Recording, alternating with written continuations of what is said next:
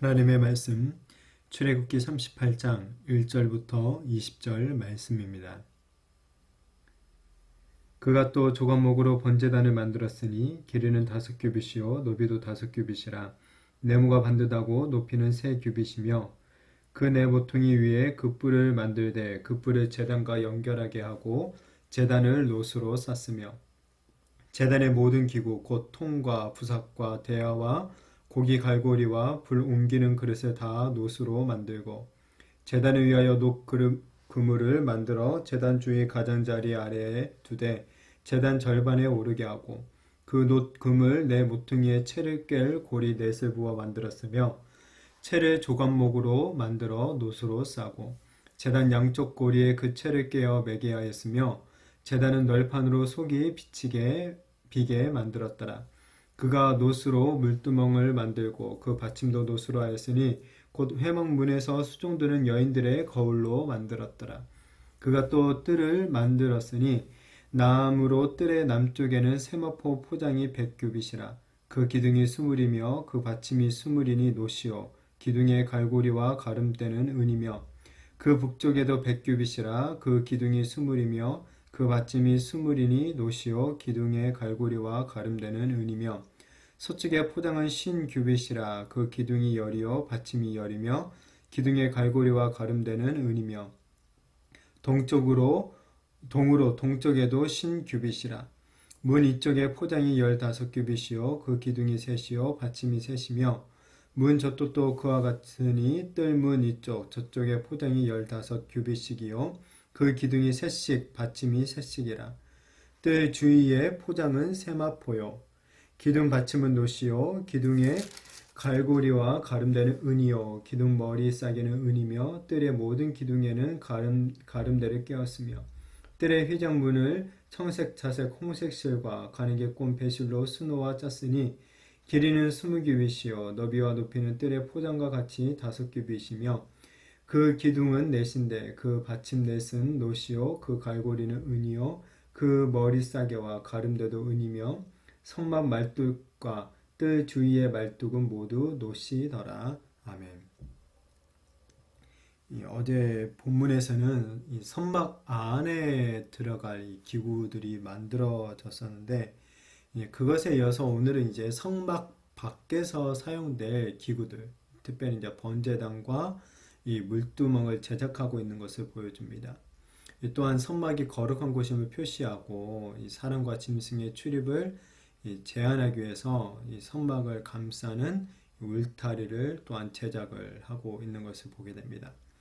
이 번제단과 물두멍은 우리가 이미 앞에서 좀 자세하게 보았기 때문에 잠깐만 언급을 하자면 번제단은 이스라엘 백성들이 가져온 제물을 잡아서 그 고기를 이제 불사르는 그런 기구죠.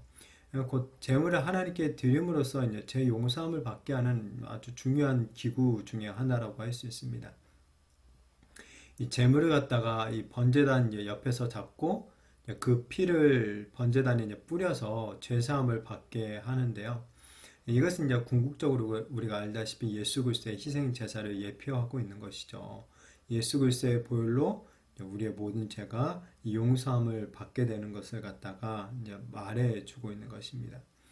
자, 그리고 이제 물두멍은 제사장이 물로 손발을 씻는 그 기구를 말하죠. 제사장이라고 해도 그러니까 성결하지 않으면 죄를 씻지 않으면 쉽게 말하면 하나님 앞에 나아갈 수 없다라는 것을 보여주는 그런 기구입니다. 이 죄인인 우리도 누구든지 이런 죄 씻음의 과정이 필요하죠. 곧 예수 그리스도를 만나고 죄 씻음의 경험을 해야 되는 것이죠. 물론 십자가에서 완전히 하나님의 구속의 은혜가 또한 이루어졌지만 우리는 이제 매일의 삶에서 짓는 죄들에 대해서도 마치 이렇게 매일 손발을 씻는 것처럼 이 죄를 회개하며 이 제사함의 은혜를 이제 하나님부터 받아야 되는 것이죠. 하나님이 우리를 이 성결하게 하신다라는 것을 갖다가 이제 이렇게 이 제 회개를 통하여서 우리가 매일매일 경험하게 되는 것이죠.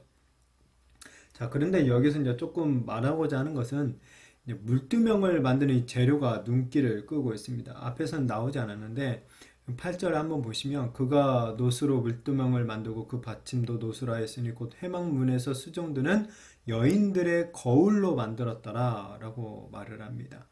이 거울은 자신의 모습을 비춰보기 위한 도구죠. 여인들이 거울을 쓰는 이유는 한마디로 자신의 그 미모를 갖다가 점검하기 위한 거죠. 어떤 면에서 생각해보면 이러한 거울은 원래 이제 지극히 세속적인 용도로 사용되었다라고 볼 수가 있겠죠. 이런 용도로 사용되었던 이 거울이 이제는 제사장들을 정결케 하는 이 물두멍의 재료가 된 것입니다.